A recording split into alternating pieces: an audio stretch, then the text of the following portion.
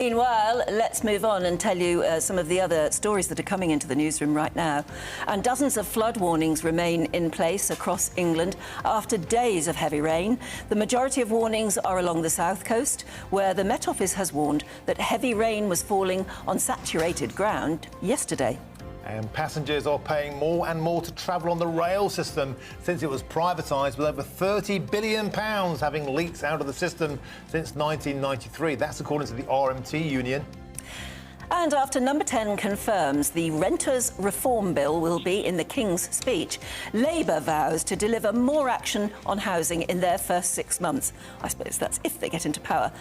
They say they'll deliver more than the Tories have delivered in the past 6 years.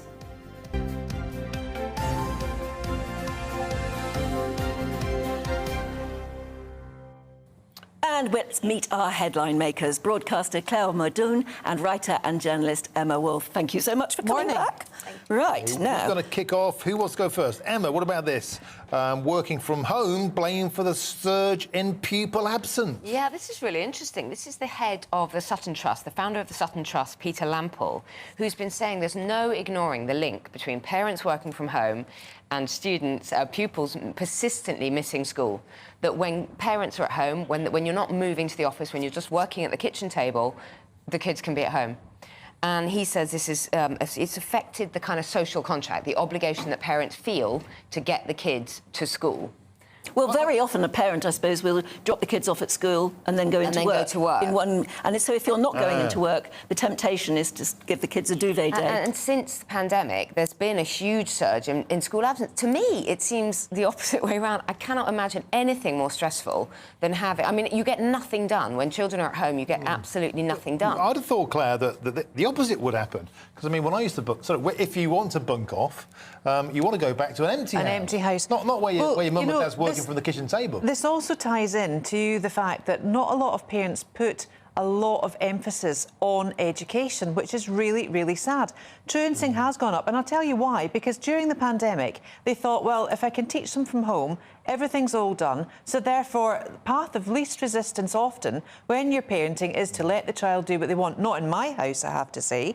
But again, it minimises the authority that staff have. Now, what we had last week, staff were striking in an academy trust in Cambridge because they didn't want draconian rules, they called them. Draconian rules, let me just tell you what those draconian rules were.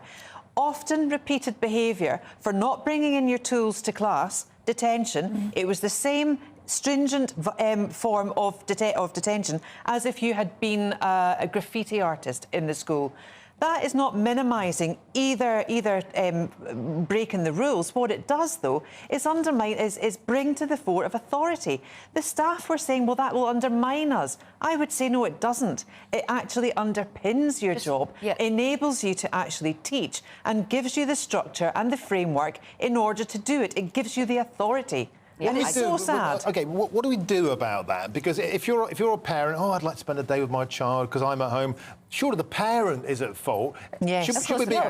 Should we be slamming down on these kind of mollycoddling parents because they are damaging their children's life chances? They are, but it's not mollycoddling parents. It's more serious than that. It tends to affect poorer pupils with poorer life chances. It tends to be those families that are not, as Claire says, you know, respecting discipline, respecting authority, respecting the fact that you get there at 5 to 9 and that you're properly dressed and you're wearing a school uniform and literally pulling your socks up. Yeah. This is families who are already the pupils are not engaged. They're not doing well. They're not engaging with the whole school structure. But I must say that, don't you think our attitude towards schools has changed gradually anyway? Since the pandemic. When I was a kid, my mum sent me to school if I was half dead with a cold or flu or something. There was absolutely no excuse for not going to school. Totally. And when your mum is that hard on you and shoves you out the door, you've got to go to school no matter what. I don't want to hear any excuses about not feeling well. When you live a life like that, you grow up respecting the fact that education is incredibly important. And that's why you come to the workplace. You come when you're ill or when you're not. And you turn up on time, you bring your tools with you. You bring your pen. I think a lot of people feel it. Now, Claire, this brings us neatly on to your choice of story here. Many newly qualified teachers are quitting the UK to go abroad. A bit like junior doctors, a bit like nurses. They're getting trained here and then they're clearing off. What's going on? Well, what's going on is the fact that they don't want to teach in this country. They don't have the ability to teach.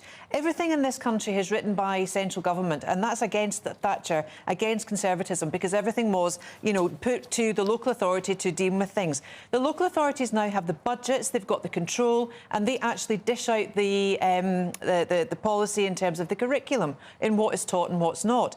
We've got the incredible SNP who have written out the GRC bill. You know, the sex education now in schools is appalling. I don't blame a young teacher, especially a young female teacher, going into schools to have to face teaching that rubbish to pupils. They've got no backing. There is too much standardisation in terms of Ofsted. The language used, good, outstanding, whatever. Drivel.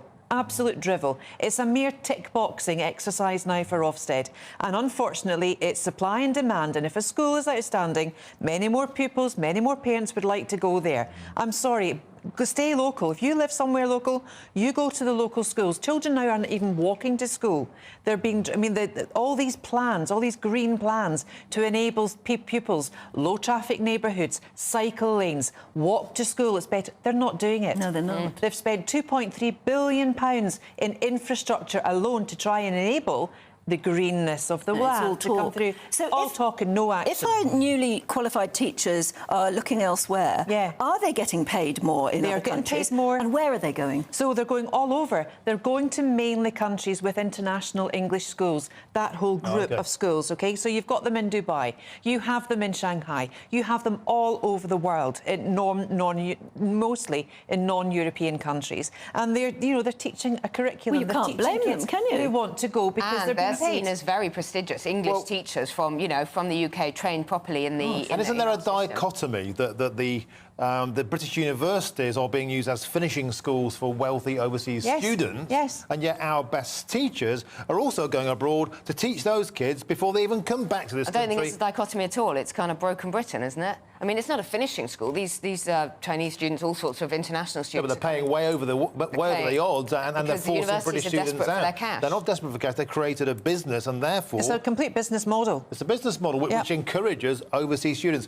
We digress. Okay, I want to move on, Emma. What do you want to move on to? Well, I want to move on to in the Mail, this idea that Rishi Sunak's got about stopping airlines with adding everything on. So, I mean, you think you've booked a ticket, but actually, you know, you'll have to almost pay extra just to be able to sit down. If not more. Not almost, OK, so this is another part of the King's speech, which, from what we've discussed this morning, the King's speech is going to be quite a weird mishmash. Anyway, airline drip pricing. And suitcases. Can you imagine King Charles talking about drip pricing in airlines? But anyway, we'll see what he does on Tuesday. This is the Prime Minister's plans to crack down, as you say, on drip pricing in airlines. What do you put drip pricing? Drip pricing. I hadn't heard that. It's all the so you see this fantastic deal to Ireland for £29.99. You think, great. Then what? You want luggage for that? Right? That's another 50 quid. You want to pick your seat? That's another 50 quid. Do you want to print your boarding pass? That's another 50 quid. So basically, the price that is advertised, so much is added on. And I don't even get the difference between your ticket price and then 10 times that for your taxes, you know, all of that. So there's a lot that goes into your final price. And you almost never get the fabulous deal that you thought. What, you want to leave at 7 in the morning rather than 2 in the morning? What, and then should you stay at the airport the night before? And you try on your app to get your boarding pass or something, and it won't work. It won't work. It simply won't work. So then you think, well, I'll print it at the airport, but then, and the minute your kid turns 2 and one day you're suddenly paying almost full fare for them, which is outrageous as well. But then they're not going to ban this drip pricing. They're just going to make it that the airlines have to be a lot more transparent, which I think we would all applaud. And there's no wonder everyone goes straight to the pub when they get to an airport, is there? You know, with all this sort of stress. You want about the pub again? I am afraid. I just can't see. I can't see King Charles reading some of this out. I know, that's My government so odd. We will stop people sleeping in tents, and we will crack down on airline drip pricing. I don't get it. Right, well, actually, we've probably run out of time, haven't we? Speech. We were going to talk about whether people actually, when it comes to rubbish day, you put some of your rubbish in your neighbour's bin. Oh, I do that all the time. You shouldn't say that on telly. Oh, no. I just found Well, we haven't got time to debate it, but it's such a good subject. It's one for the future, I think. I just found out the chap in our block of flats actually puts his alcoholic recycling in my bin. That's the shame, the secret That's your shame. excuse and you're sticking to it. OK, Emma and Claire, thank you so much indeed. Right, we're running out of time. In fact, we've run out of time. But we'll be back with you very soon. And can I just say that if you're interested in anything Reform UK have to say about the present situation, we've got Richard Tice, the leader, coming in.